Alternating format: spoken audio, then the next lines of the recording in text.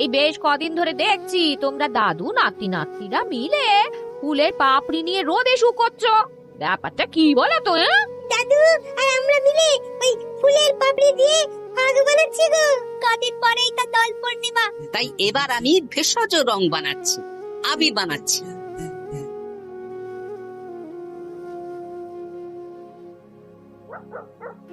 আপনারা এত সুন্দর ঘর বাড়ি থাকতে আমাদের এই পুকুর পাড়ে ডাকলেন কেন?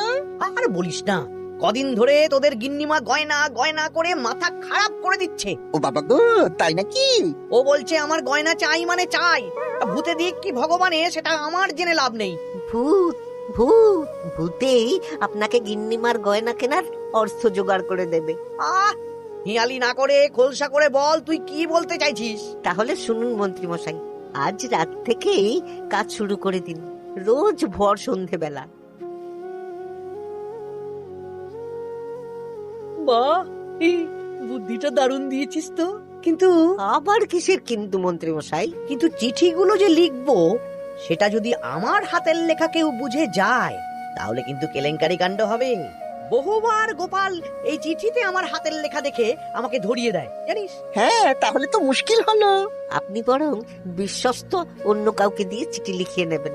আর না লিখতে চাইলে কাউকে চমক ধমক দেবেন, সে লিখে দেবে। এ তো আপনার ওই বাঁ হাতের কাজ। এই তো পেয়েছি পেয়েছি। হ্যাঁ, আমি বাঁ হাতে লিখবো। হাতের লেখা খারাপ হবে কিন্তু চিঠিটাকে লিখেছে কেউ বুঝতে পারবে না।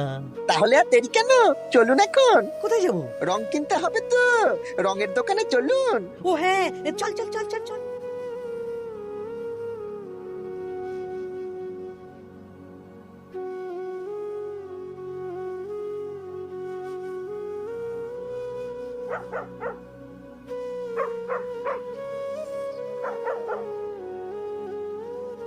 তাহলে পুটিদের বাড়ি থেকেই শুরু হোক। শুরু হোক।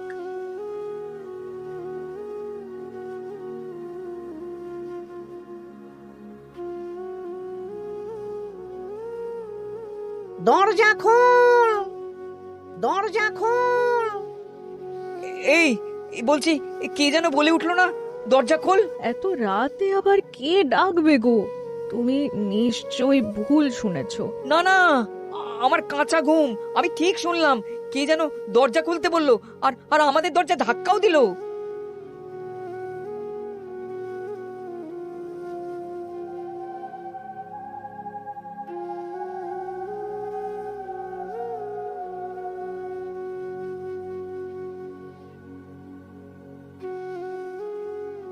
ও মা গো, কি গো, কি হলো গো?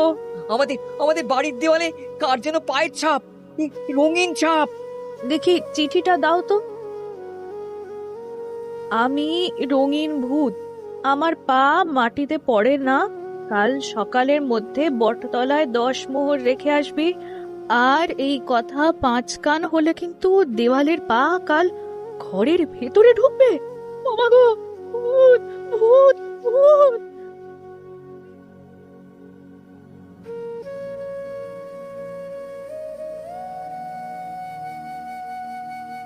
সবাই ভালো আছো তো? হ্যাঁ মহারাজ। আচ্ছা, এবার আসল কথায় ফিরে আসি। কদিন পরেই দোল পূর্ণিমা। দোল পূর্ণিমার দিন তো রাজবাড়ির মাঠে আমরা সব সভাসদেরা মিলে রং খেলবো। তার আগে রাজবাড়িতে পুজো হবে। ফুট কড়াই মট খাওয়া হবে। হ্যাঁ, কিন্তু তার আগের দিনও খাওয়া হবে। আগের দিন তো নেড়া পোড়া। হ্যাঁ, দোল পূর্ণিমার আগের দিন বিকেল বেলা নেড়া পোড়া হবে। সেখানে সকল রাজ্যবাসীকে উপস্থিত থাকতে বলা হবে। আর নেড়া পোড়া হয়ে যাওয়ার পর সবাইকে লাড্ডু খাওয়ানো হবে। বাবা, এটা খুবই ভালো প্রস্তাব মহারাজ। তাহলে গোপাল, তুমি সবাইকে জানানোর ব্যবস্থা নিয়ে নাও। হ্যাঁ, এক্ষুনি আমি ঘোষককে নিয়ে সারা রাজ্যে ঢেরা পিটিয়ে প্রচার করে দিচ্ছি। ব্যাস, তাহলে তো আর কোনো চিন্তাই থাকলো না। শোনো শোনো শোনো, দোল পূর্ণিমার আগের দিন বিকেল বেলা রাজবাড়ির মাঠে ন্যাড়া পোড়া হবে। উক্ত সময়ে সকল রাজ্যবাসীকে ন্যাড়া পোড়ার শুভ মুহূর্তে উপস্থিত থাকার জন্য অনুরোধ করা হচ্ছে। প্রত্যেকের জন্য রাজবাড়ির তরফ থেকে মিষ্টি মুখের ব্যবস্থা থাকছে। ব্যাস, সবাই মোটামুটি জেনে গেছে আমার কাজ শেষ। এবার আমি বাড়ির দিকে যাই, তুমি এসো। আচ্ছা আচ্ছা। আরে আরে, তোরা এখানে বসে আছিস যে? আমার বাড়িতে ফুলের পাপড়ি নিয়ে যাসনি কেন? হ্যাঁ, আর কি বলবো বলো গোপাল দাদু, আজকে তো পুটির দায়িত্ব ছিল, কিন্তু পুটি তো এলো না। কি হলো রে মেয়েটার? চল তো গিয়ে দেখি।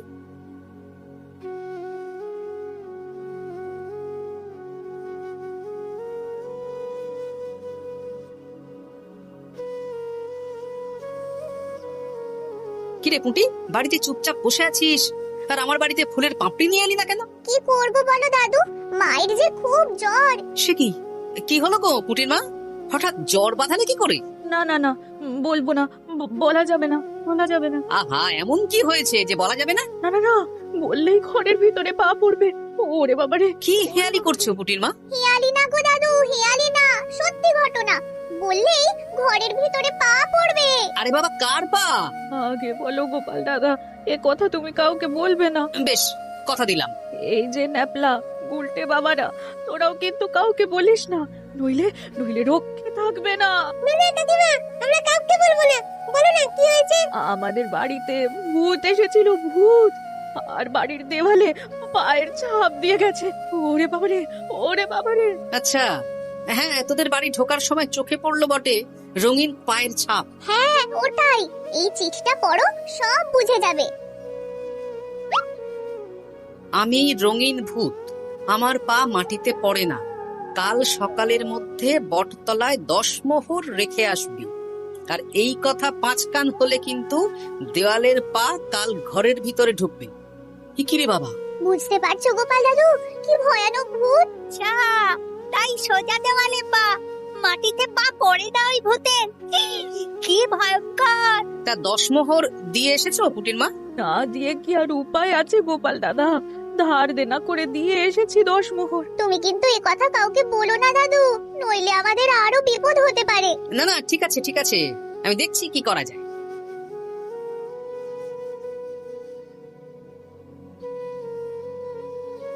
কি গিন্নি, পছন্দ হয়েছে তো? খুব সুন্দর হয়েছে, কিন্তু শুধু কানের দুলে আমার মন ভরবে না। আরে বাবা, তুমি চিন্তা করছো কেন? একে একে সব হবে। কানের দুলের পর নাক ছাবি, তারপর সোনার বালা, গলার হার সব কিনে দেব। তাহলে আমি আর ঝগড়া করব না। আজকে রাতের নিশানা ভোলা।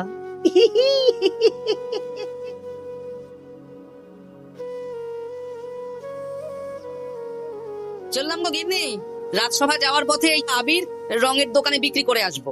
আচ্ছা ঠিক আছে, ঠিক আছে। ঠাকুর রক্ষা করো ঠাকুর। একদম বিশুদ্ধ রঙিন আবির, ফুলের পাপড়ি দিয়ে বানানো। বাহ, ভালোই করেছো গোপাল দাদা। তা দোল পূর্ণিমা তো চলে এলো, কিন্তু তোমার দোকান এরকম ফাঁকা ফাঁকা লাগছে কেন? বেশিরভাগ রঙই তো বিক্রি হয়ে গেছে গো গোপাল দাদা। বাহ, ভালোই তো। তাহলে এবছরে রাজ্যবাসীদের মনে আনন্দ আছে বলো? সবাই রং খেলবে, হই হুল্লোড় করবে। না না, রাজ্যবাসীরা নয় গো গোপাল দাদা, আমাদের মন্ত্রী মশাই, উনি তো আমার দোকান থেকে সব রং কিনে নিয়ে গেছেন। বললেন আমার অনেক রকমের রং চাই। উনি একা, উনি একা এত রং দিয়ে কি করবেন? সেই কি করে জানবো বলো? যাই হোক, ভালোই হলো, তোমার দেওয়া এই ফাঁকগুলো এবার বিক্রি করব। বেশ, এবার দাও, কত দাম দেবে দাও। এই নাও গোপাল দাদা। আচ্ছা বেশ, এখন সাবধানে বাড়ি যা। হায় হায় হায় হায়, আমার কত বড় সর্বনাশ হয়ে গেল। আরে ভোলা, কি হলো কি? না না না না, তোমাকে বলা যাবে না।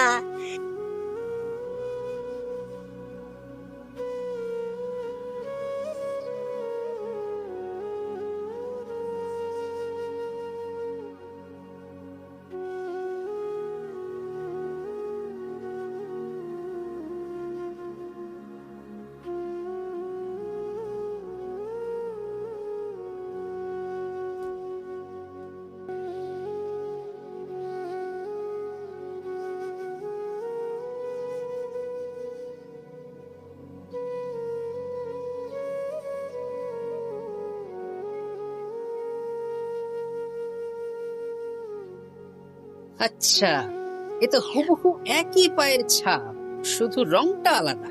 এ তো অদ্ভুত কাণ্ড। ও গোপাল দাদা, এবার আমার কি হবে গো? এখন 10 মোহর না দিলে যদি আমার দোকানের ভিতরে পা পড়ে? আমিও তো বুঝতে পারছি না গো। দেখো, যা করবে বুঝে শুনে করো। আচ্ছা গোপাল দাদা, আচ্ছা। ওরে বাবা রে, বু!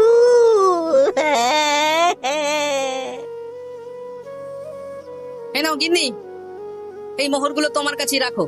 আবির বিক্রি করে পেলাম। বুঝলে না, আমার না খুব ইচ্ছে হয়েছিল এবার রাজবাড়ির কৃষ্ণ ঠাকুরের জন্য একটা ছোট্ট এই রূপোর আংটি গড়িয়ে দেবো। হ্যাঁ, বাহ, এ তো ভালো কথা গিন্নি, দিও। আমি বললাম তো, তোমার যা ভালো লাগে তাই কর। আমি কি করব? তুমি বিকেলে গিয়ে শ্যাকরার কাছ থেকে নিয়ে এসো, তারপর দোল পূর্ণিমার দিন পুজোর আগে রাজবাড়িতে গিয়ে দিয়ে আসবো খন। বেশ,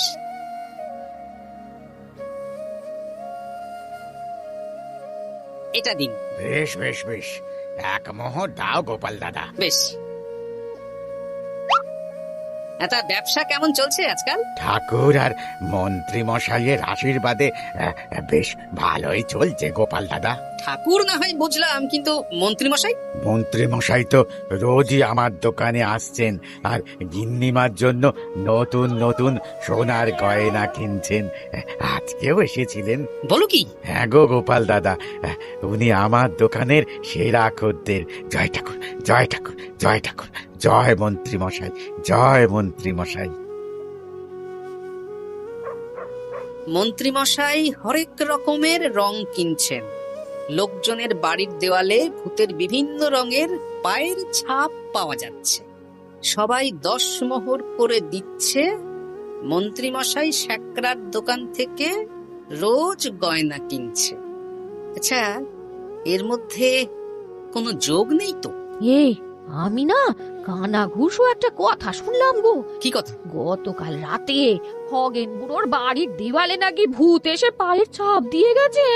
হ্যাঁ, বলো কি? খুব খুব গোপন খবর। হ্যাঁ, আজকে খগেন খুড়োর গিন্নি আমাকে বিশ্বাস করে বললেন গো। হ্যাঁ, তাহলে পুরো রাজ্য জুড়েই ভূতের উপদ্রব চলছে। তার মানে ঠিক আছে।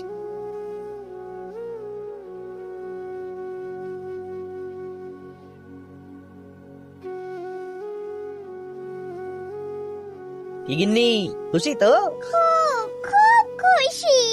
বলি মন্ত্রী মশাই, অনেক তো সাধারণ লোকজনকে ভয় দেখানো হলো, এবারে আপনার চিরশত্রুকেও ভয় দেখান না, তাহলে ব্যাপারটা জমে যাবে। ঠিক বলেছিস, আজ তো ন্যাড়া পোড়া, তাহলে কাজটা আজই করব। একদম দোল পূর্ণিমার আগে ভুতুড়ে চমক। পুরো বসন্তকালটাই ভুতুরে বসন্ত। রঙিন ভূতের আতঙ্ক, ভুতুড়ে বসন্ত।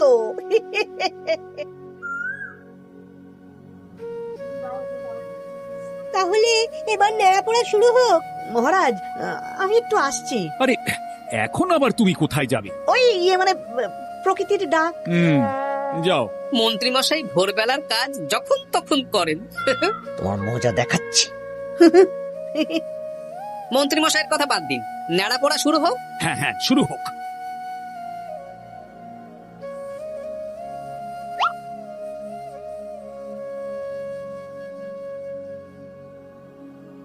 আজ আমাদের নেড়াপোড়া, কাল আমাদের দোল, পূর্ণিমাতে চাঁদ উঠেছে, হরে কৃষ্ণ বল।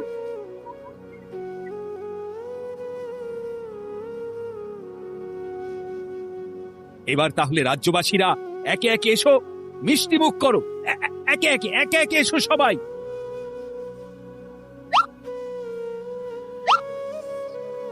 কি মন্ত্রী মশাই, হয়ে গেল? হ্যাঁ, শান্তি। লাড্ডুগুলো বেশ ভালোই ছিল। হ্যাঁ, ঘিয়ে ভাজা লাড্ডু ভালো তো হবেই। ওগো, আমাদের দেয়ালে না ভূতের পা। ভূত ভূত। হ্যাঁ, তাই তো দেখছি।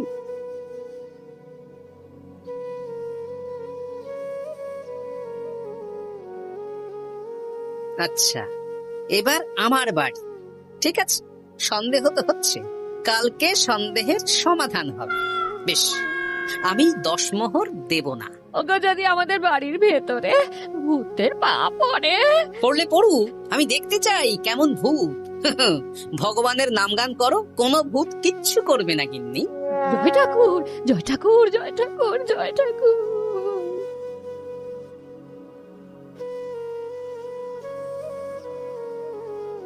জয় ভগবান শ্রীকৃষ্ণের জয়, জয় রাধা রানীর জয়।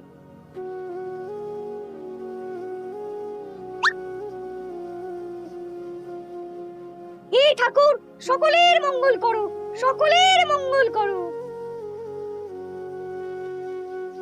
ব্যাস, পুজো হয়ে গেল। চল, এবার রাজবাড়ির মাঠে রং খেলা হবে। সবাই চলো। চলুন মহারাজ। তবে মহারাজ, আমার একটা আর্জি আছে। কি আরজি? মাঠে চলুন বলছি। বলো গোপাল। মহারাজ, আমি এই বছরের দোল উৎসব একটু বিশেষভাবে পালন করতে চাই।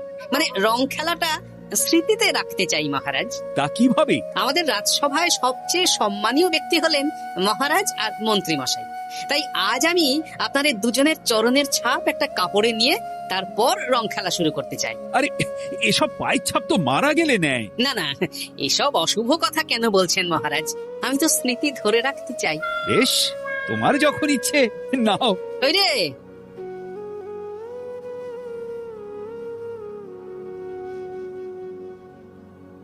বাবা, 10 মোহর ভূতকে দিল না, এদিকে সম্মান করছে। এখানে দিন।